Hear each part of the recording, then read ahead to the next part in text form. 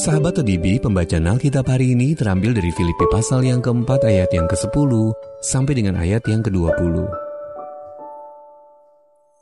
Aku sangat bersukacita dalam Tuhan, bahwa akhirnya pikiranmu dan perasaanmu bertumbuh kembali untuk aku. Memang selalu ada perhatianmu, tetapi tidak ada kesempatan bagimu. Kukatakan ini bukanlah karena kekurangan, sebab aku telah belajar mencukupkan diri dalam segala keadaan.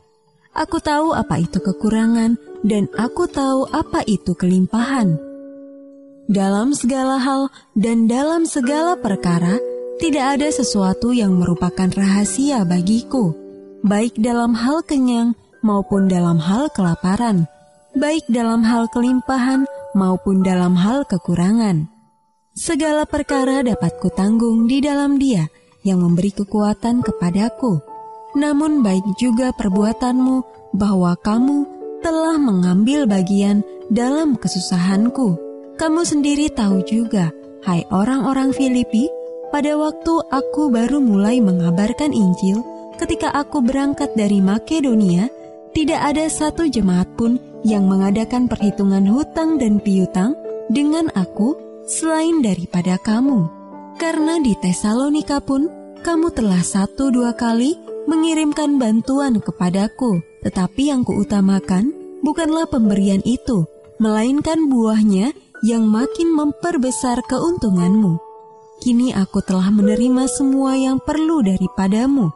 Malahan lebih daripada itu, aku berkelimpahan karena aku telah menerima kirimanmu dari Epafroditus, suatu persembahan yang harum, suatu korban yang disukai dan yang berkenan kepada Allah. Allahku akan memenuhi segala keperluanmu menurut kekayaan dan kemuliaannya dalam Kristus Yesus. Dimuliakanlah Allah dan Bapa kita selama-lamanya. Amin. Ayat Mas Renungan hari ini terambil dari 1 Timotius pasal yang ke-6 ayat yang ke-6. Memang ibadah itu kalau disertai rasa cukup memberi keuntungan besar.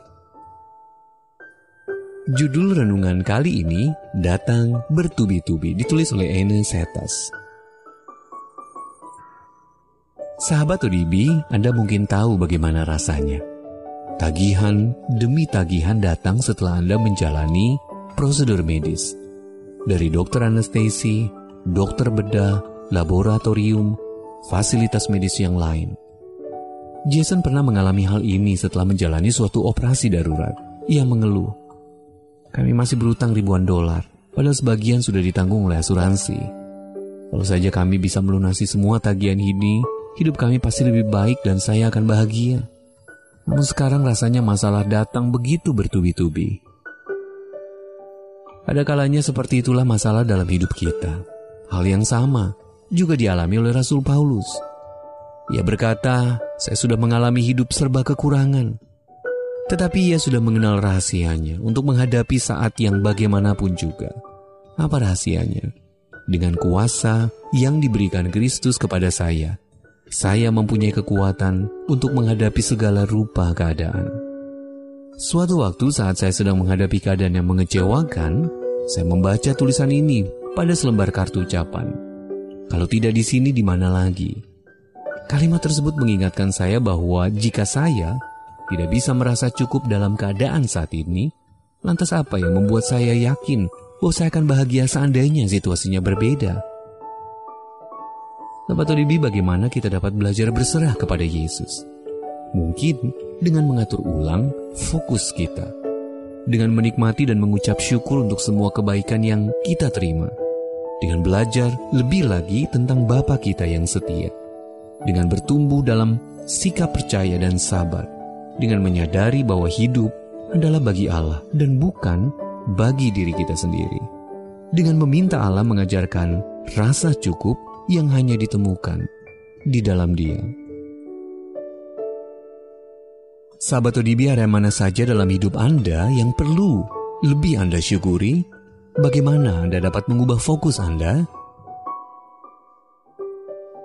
Ya Allah, Engkau baik dan semua yang Engkau lakukan sungguh baik. Ajarkan aku menemukan kepuasan di dalam Engkau, dan aku mau belajar. Mari kita satukan hati kita berdoa.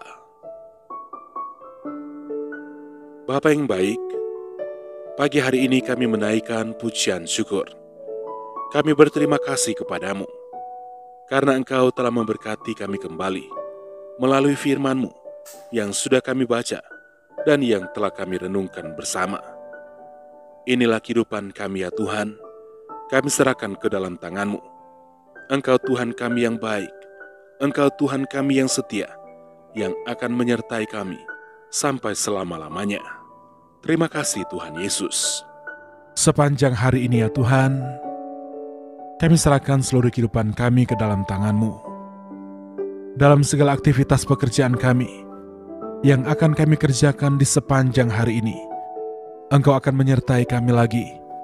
Engkau akan menuntun kami. Engkau akan membuat berhasil apapun yang kami kerjakan. Dan Engkau Tuhan sumber berkat. Engkau akan memberkati setiap pekerjaan kami. Inilah yang menjadi doa kami pada pagi hari ini. Engkau Tuhan yang selalu mendengar, dan Engkau pasti akan menjawab setiap permohonan doa kami yang sudah kami naikkan kepadamu. Di dalam nama Tuhan Yesus Kristus. Haleluya. Amin.